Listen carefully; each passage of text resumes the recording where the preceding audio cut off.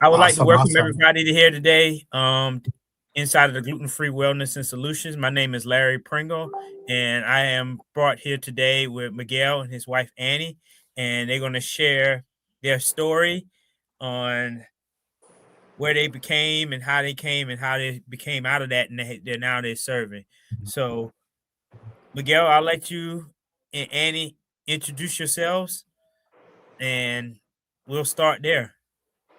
Okay, ladies first. All right. So my name is Annabelle, Annie for short. I was privileged to be able to join in for the gluten-free wellness solution and just be here to be a voice and to share my experience with what I've done in my life and with our kids and as a family, as a whole unit. So I'm excited to be here. Hey, gluten-free community. I'm Miguel Mejia, and I am the fortunate man that is married to Annie here, and also very excited to be here and kind of share a little bit about our journey and uh, our, I always like to say my healing journey, wellness journey, and kind of learn a little bit more from you guys and share what we've acquired in the last 13 years as well of personal development and growth. Awesome, awesome, awesome. So let's start at the beginning. How did y'all meet? Like, how did y'all meet? And how did it get all started from there? Oh gosh, you're like going way back to like 2009 to like fresh out of high school. Um, so we actually met through a mutual friend, and we're talking like for a short, maybe like 2 month period. We kind of went through a little bit of drama because he didn't like me as a person for a moment. He hated me for whatever reason, maybe miscommunication, and because at the time, um, I had just left a previous relationship and was just, freshly single, and um I didn't need to share all of that information with somebody that I had just met, and he ran into my MySpace page. For those that remember, he ran into my MySpace page and he saw that I was in another relationship, and he didn't know those details. So fast forward a little bit, we reconnected. That same mutual friend of ours, she invited me to go to the lake and hang out with her. That was my purpose, and then I ran into him, and that's kind of where we reconnected. And from there, kind of took that friendship, and it led on to us being married. And we're not now talking 14 years later. Wow, that's beautiful. Yeah, yeah, yeah. That's a long time ago, bro. It's kind of hard to wrap my head around how old I'm becoming. Yeah, well, when her and I met, I was actually going to culinary school, or in the process of culinary school, and I got sick. Like I started to have issues with my body, and we couldn't figure things out. And then a little bit later down the road, 2010, I um, had a flare up, and that is what led me to the journey where I'm at right now. So it's kind of crazy how it all has worked out. But in 2010, I was diagnosed with um, an autoimmune condition, and then fast forward 4 years, uh, that became more. It became more, and definitely would love to have a deeper conversation with people about this. But we don't treat, we don't cure, we don't diagnose, we don't mitigate, we don't do any of that, right? But I learned very later on that sometimes, when your body is not in the right place, balance wise, if it's deficient in certain nutrients, that it brings issues. Like you can eat, your body's either working to fix itself or it's being destroyed to not. And I was kind of down the path of destruction, unfortunately, and a lot of it was, I guess you could say, trauma from childhood and deficiencies. Not putting the right things in my body. So it became a journey of becoming more informed, becoming more educated, and yeah, in 2013, I had an epiphany, Mhm. and I had this voice of clarity that pretty much told me I needed to do something different or I was gonna die. Yeah. And I went in the direction that I went in, and fortunately, after 4 years of being seeing a rheumatologist and being on a bunch of different types of medications, when I went down the more natural route and working on my imbalances and working on my deficiencies, 9 months in, I acquired remission, and I've been in remission now since 2014. So I'm going on Wow.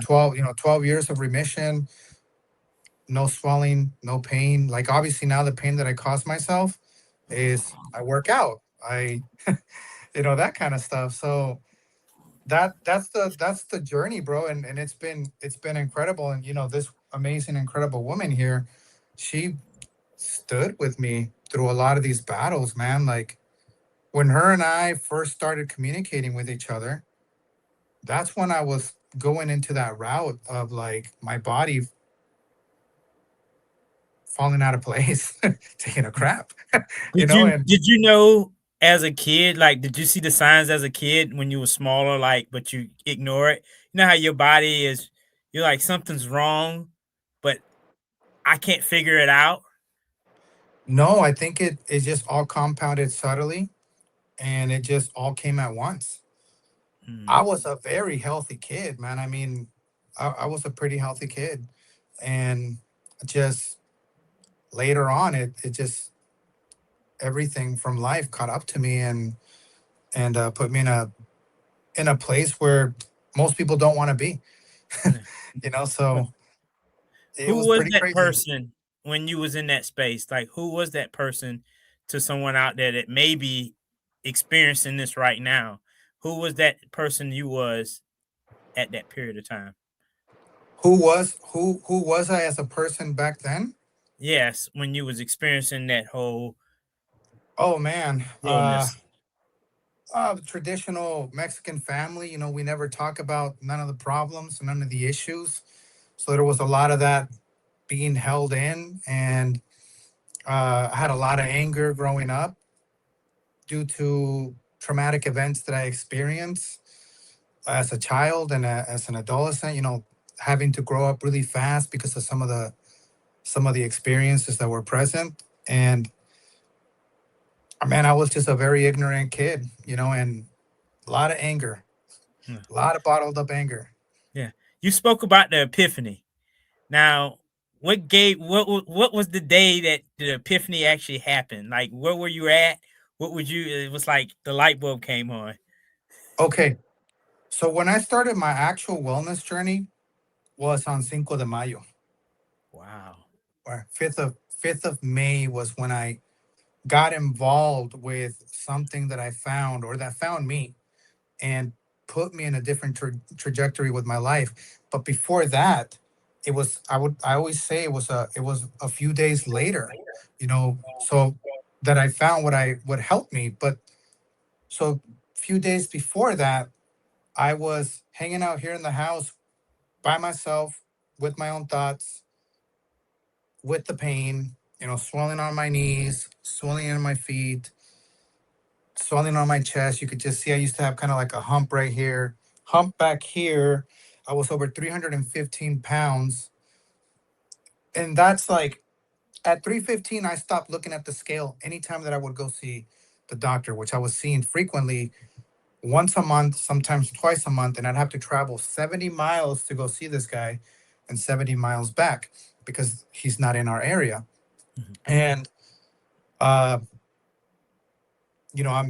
I'm in pain and I hear a voice and the voice just says, end it, Mm. and I was like, and what?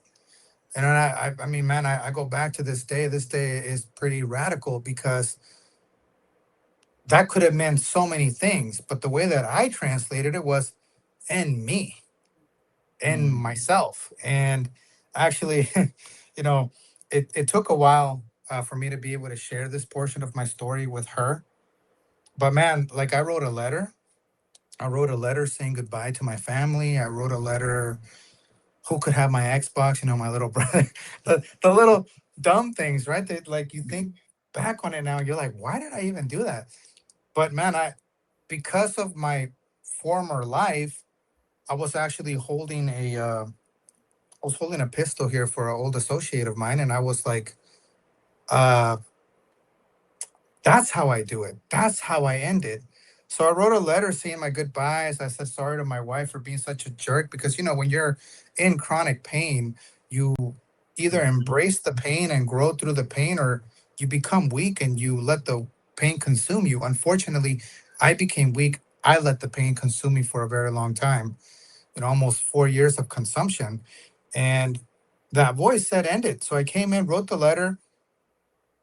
I grabbed the pistol. I put it to my head, and that same voice said, not the head. Your parents are traditional Catholic. They're going to want an open casket. So I'm hearing this voice, right?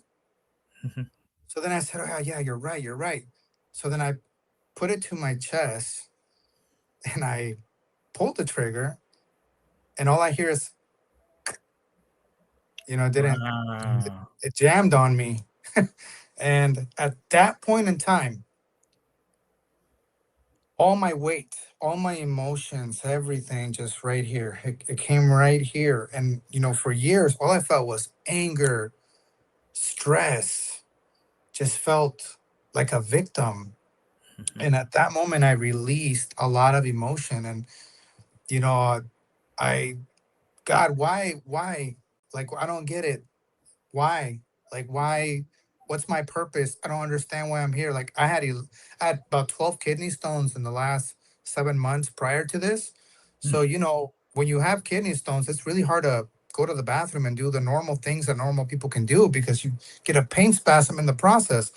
My Mhm. knees were so swollen that I needed help getting into the bathtub, out of the bathtub. And if I sat for too long, my feet would go numb. So I would need help getting up from the couch. So in my mind, I'm like, why? What is my purpose? I don't get it. And if you're real, send me something that's going to help me. And a few days later, he sent me something. And I went down that path and I ignored that path for quite some time. And then that path kept coming back. And eventually I embraced that path, and it was life changing. And 9 months into that path and becoming more informed and learning about some of these things that the doctors talk to us about, learning more about it, like what is that, what does it do, what is the c-reactive protein marker, what's the function, what does it do, how do I put it in balance where it needs to be. And learning these things, learning how to advocate for myself, is how I was able to work on me and go into remission in 9 months. And man, I had an arsenal of medication. Like, I have a picture somewhere of like what I would take in, like, kind of not like later in life where I was taking a lot of medication, but it was still quite a bit of medication. And I have a picture somewhere. It comes up on my memories once in a while. And to be able to just get rid of all that just because I became more informed. And man, her putting up with me, Larry, like, there was a lot of trauma that I know I created for her, and we've been able to find, we've been able to talk about it and heal a lot of that and cry about it together. And I think more than anything, like just process the fact that, your reality really has given you a set of circumstances.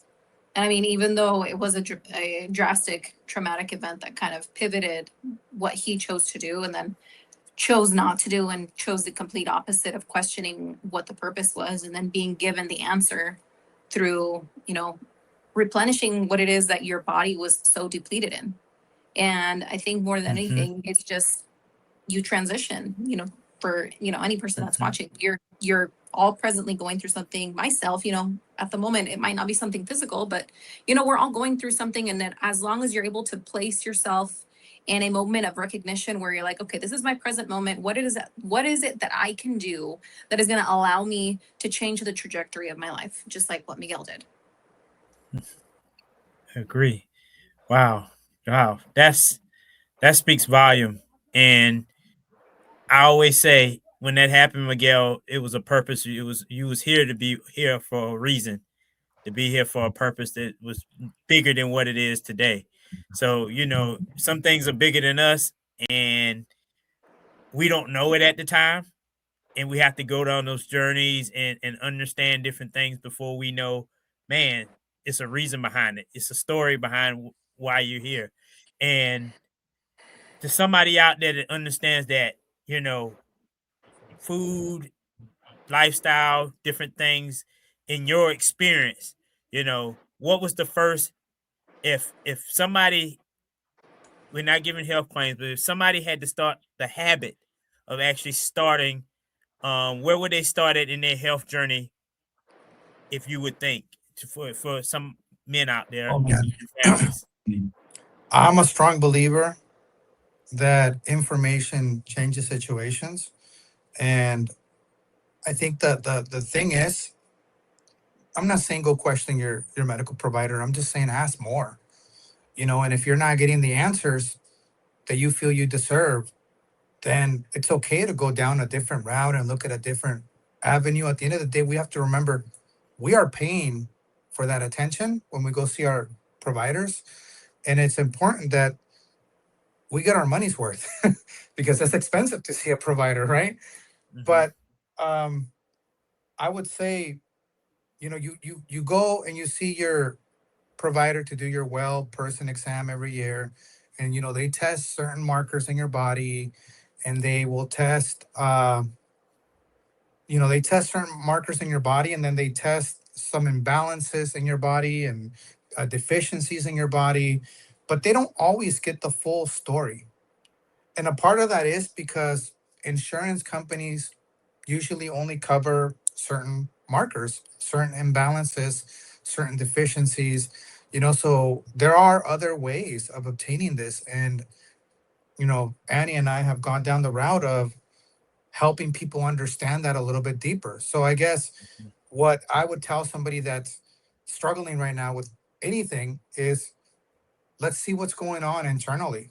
What's going on a cell level. Let's test it. What's going on with your gut biome?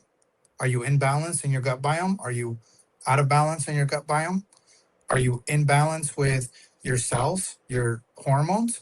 And that's what my wife and I have started doing for about 6 months now. We started giving people a different route. We're testing, we're not guessing.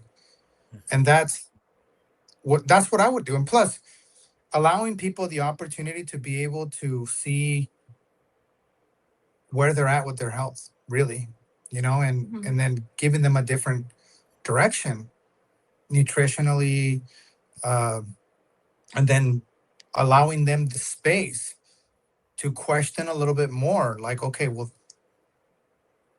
now what? Like this, I've been doing what I'm doing for the last 20 years and it's not working. I need to question a little bit more, and go down that path of learning and becoming more informed. I don't know if that So, helps. yeah. So, testing, gluten free, like, how did you know all of that was intertwined together to take a gluten free, more health route and involve testing too?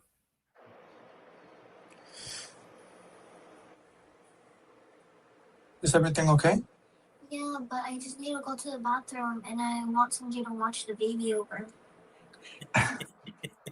Leave the door open and I'll be right there. Our daughter just came in to check on us. Oh, yeah. Well, what was the question one more time again? I said, going gluten free, like when you said, all right, it's time to change our health around, going gluten free and testing at the same time. How did you realize, like, this is something we need to do, and we're showing results out of it too? Well, the crazy part for myself is I am not 100% gluten free. I have been able to add more to my body of what it needs, what it was lacking, and a lot of that helped me because I do have the MTFHR gene mutation, which also makes you not process gluten as well. And sometimes it's the compound chemicals that they put on what makes the gluten, right? Mhm. And people can go do their own due diligence on that, and hopefully help them question the process a little bit. But we're not 100% gluten free, and we, I mean, my my wife was just bringing up the point the other day that she hasn't heard me complain or bring up like, oh, I'm bloated, or I feel bloated, or my stomach hurts, and I did used to struggle quite a bit with that, and I did notice it when I would have certain foods that might not be gluten free, but also other foods that were gluten free, like salsa, spicy food, you know, certain vegetables, as certain fruits would bloat me and irritate my my gut. Your gut biome. And now I'm in a really good place where I can eat anything I want. And of course, with limitation, always with limitation, always have that balance of, am I overdoing it? Am I underdoing it? Annie, I got a question for you. Okay. I guess. As younger, did you have any health things that may have been something like something's wrong, but I can't figure it out yet, but something's going on with my body that's weird.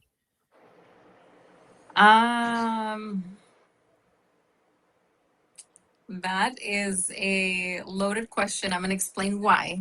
So, I have, I grew up with my father's hearing impaired. My mom isn't a very strong advocate for communication. I'm huge on communication for the fact that I lacked it so much that now I have to have it. If I don't have it, it's a problem for me. Mhm. I don't think per se that I had, I guess you can say, like something that I questioned that was wrong with me when I was younger. I always questioned things and why they were done the way that they were done. I've always been naturally somebody that questions things, like even more now that we have kids. Um, Asking questions like, okay, why is it that it's this way? Spending my own time researching or reading. Um, I never really had any issues growing up with my own health. She had a minor issue when Okay. she used to get really bad migraines. When I was in high school, yes. So they, like, when I say they, I mean like medical terms, right? I could never be given the right answer as to, well, where does that come from? What is the background? Because when I went digging and researching through my own family lineage, it wasn't anywhere to be found. And I was told that it's something that is passed down to you. Mhm. And I questioned the entire idea of it just because now that I'm aware that if you do have certain levels of, I guess I'm gonna say it here, inflammation, right? If you have certain levels of inflammation, it can have a certain impact on how your body's gonna respond to stress triggers, to things that you're not aware of. And then it's not until you have an actual result of something that's going on internally that you're like, okay, well, why is this going on? So I think if anything, that, like, as minor as it is, like, yes, that's probably the only thing, but that was like in my late teens. And that only lasted for a few years. And it was, I mean, shortly after I also started kind of taking a different trajectory with my nutrition and really paying attention to what my body actually needs.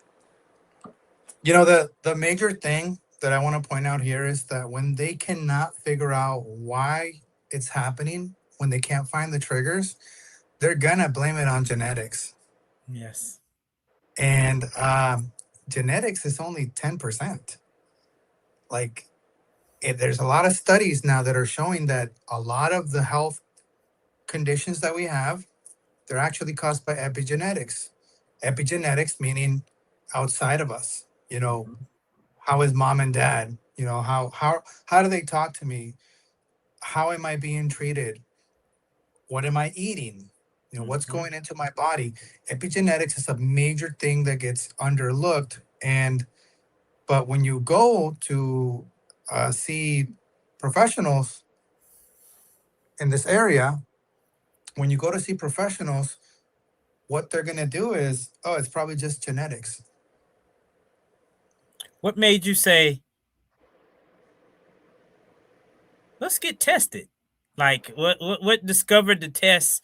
What made you say, all right, who actually discovered it, to be honest? Like, who said, check this out, we need to get tested? So on the side of, the what you go do when you go see a medical provider and the well woman, well male, well child exams, uh we actually we got involved with a company that's what they do. And we, looked at the philosophy. We loved, as somebody that works mind body medicine and teaches people how to biohack, I think the biggest biohack that people are missing is they're going at it blindly. Most people are taking supplements for the sake of taking supplements. They go to their doctor and the doctor says, you should be on an omega oil. You should be on vitamin D. Oh, you're deficient in vitamin D. We need to get you more vitamin D. So most people are supplementing for the sake of supplementing. They heard it from some guru online and now they're like, oh, I need to supplement because this person says I need to supplement. And most people are doing it blindly. It's like, Larry, you personally yourself, would you rather go hunting with a shotgun or would you rather go hunting with a rifle that's accurate that you know is going to hit the target that you're hunting for? Of course, I'm gonna go with the accuracy, because if I go with accuracy, I'm gonna be direct. But if I go with a rifle, I'm not gonna be consistently hitting the target. Most people are supplementing with a shotgun. Mm. They're just putting a bunch of stuff in their body and hoping that it works versus doing a little blood test that will actually show you where your imbalances are, where your gut biome is, where your deficiency is, and then analyzing how do I get this back in balance, and then putting people on a protocol or a lifestyle change to help them acquire eventually what they want, improvements in that area. So, question: what would you want someone to know or take away from this podcast that they can leave with from you, from both of y'all? Hmm. I would say, well, that's a hard question. Um, I would say, take a full like lifestyle analysis. Like, okay, you're aware that, you do better when you have a gluten-free diet. What led you to this point? What led you even to like getting to this moment of hearing this question or this answer where um after that full analysis, like, what is it that I'm really doing? Is it actually giving me what I need? Is it actually giving me the reparations that my body, my unique physical body, is actually needing? And am I doing the right things? Even though like that question in itself, it can cause anxiety, but at the same time, it kind of gives you the reality check. Like, okay, I'm doing all these things, I'm correcting this, but I still feel this. I'm still here. I'm still kind of like in that constant, still like daily battle of trying to like even just push yourself forward through the week.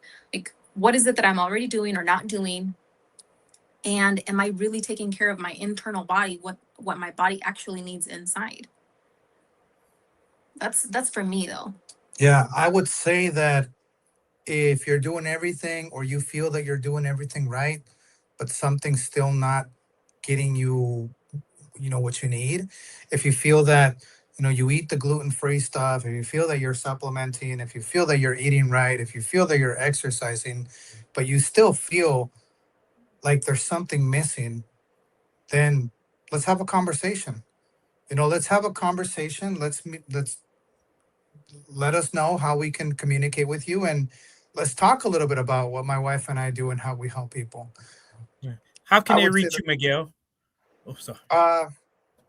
well, they can comment on this video, right, and say I'd like to talk a little bit more. They can private message me and say, hey, I'm from GFWS, gluten free wellness and solutions, or I'm pretty sure if somebody doesn't feel comfortable reaching out to me directly, then I'm pretty certain that they can reach out to the faces of this group, uh, the actual admins that are running the group, and say, hey, I'd like to talk with this Miguel guy and this Annie lady and these crazy people, and see how they can help me. Miguel, if you had to leave, and Annie, both of y'all, if y'all had to leave one last thing to somebody in this group, a message to them, what would that be?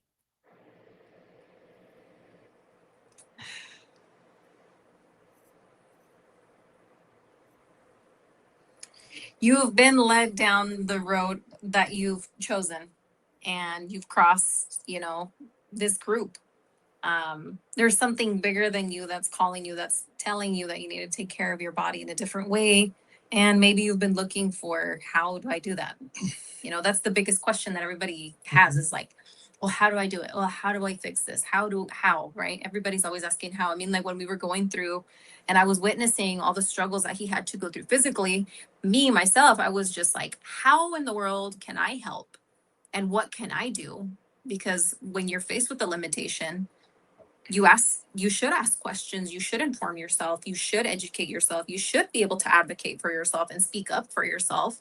And if you're not able to do that, then that's kind of when now that I have the experience that I have, where it's like, okay, well, why am I not being allowed to ask questions?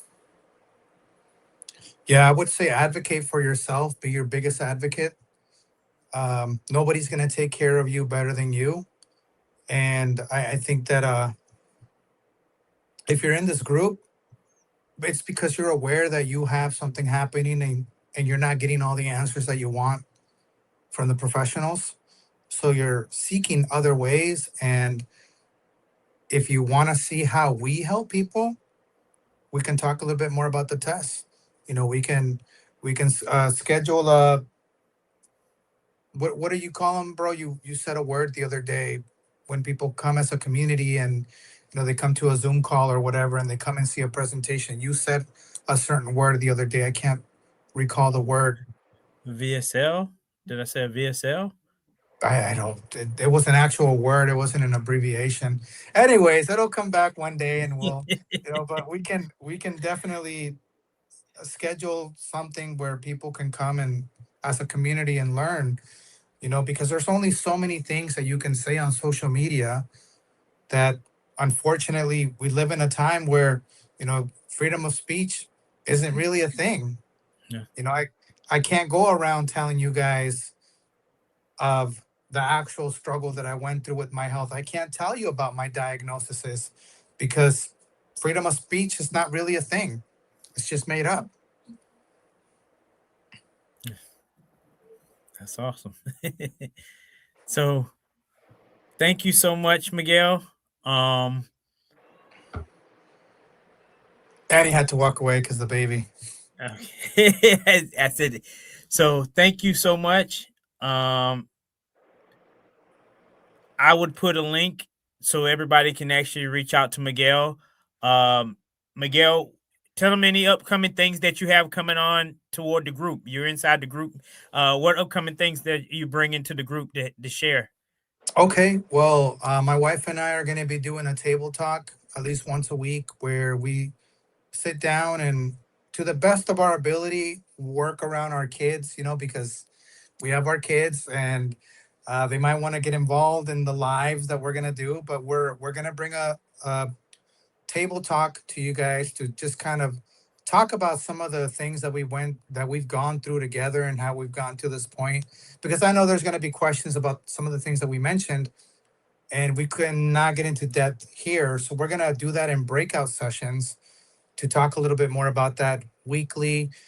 You will see me eventually posting a little bit here about some of the tests that we do. And just try to learn from you guys, because at the end of the day, we want to learn more about what it means to be gluten free, and different options. We know, right, bro, that a lot of the gluten free products, they might be gluten free, but then they put a bunch of other things in there that are not the best for us, right? Like Exactly. Yeah. a bunch of omega-6 oils and stuff like that. So sometimes we think we're doing something good, and we kind of are, but we're not actually doing the best for ourselves. And I think that's where my wife and I can come in and bring that type of value to the community. I believe so too. Thank you so much, Miguel. Thank everybody for showing up for the Gluten-Free Wellness Solutions podcast. My name is Larry Pringle and Miguel. When we'll see you next time. Thank y'all. Thank you, guys. Have a great night.